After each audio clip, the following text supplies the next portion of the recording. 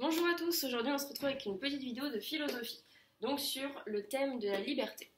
On va l'aborder ce thème avec trois philosophes en particulier qui sont Platon, Épictète et Kant. Alors, premièrement pour Platon, qu'est-ce que la liberté? En gros pour Platon, l'homme n'est non libre. En fait, l'âme des gens est enfermée dans le corps. Le corps c'est donc un obstacle à tout, un obstacle à la liberté.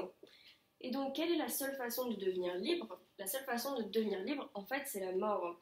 La mort qui est un raccourci qui nous mène au but, c'est-à-dire à la vérité. Donc voilà sa définition de la mort. Mais alors, c'est une vision un peu fataliste. Donc, quelle est l'autre façon d'aborder la liberté? Pour Platon, ça va être de philosopher. En fait, philosopher, il dit que c'est apprendre à mourir. Et philosopher, ça va donc nous apporter la liberté qu'on trouve dans la mort. Alors, deuxième philosophe de l'Antiquité, Épictète. Alors Épictète, dans un ouvrage qui s'appelle Les Entretiens, il nous dit que la liberté, c'est en fait la destruction du désir. Épictète, c'est un stoïcien.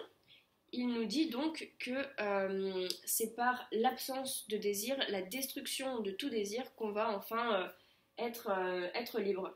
Donc ça s'appelle une morale apathique. Il faut détruire les désirs. Alors, troisième philosophe dont on peut parler, c'est un philosophe du XVIIIe qui s'appelle Emmanuel Kant. Alors, pour Kant, qu'est-ce que la liberté? En fait, la liberté, c'est ce qu'il appelle la majorité. La majorité, qu'est-ce que c'est? C'est un état où on est en fait maître de soi-même. Donc, avant d'être majeur, on est mineur. Bon, ici, ça n'a absolument aucun rapport avec nos âges. On peut très bien être majeur à 12 ans comme on peut être mineur à 20 ans. Donc pour lui, la liberté, c'est la sortie de la minorité, la sortie de ce qu'il appelle l'état de tutelle. Et alors pour Kant, il y a deux types de liberté. Une liberté interne, donc c'est savoir se délaisser de ses préjugés. Donc la liberté interne, c'est se délaisser de tout préjugé, tandis que la liberté externe, c'est être libre de ses choix, mais être libre par l'extérieur, c'est-à-dire ne pas avoir un état qui nous contraint, qui nous enlève une liberté précise comme une liberté d'expression ou quoi que ce soit.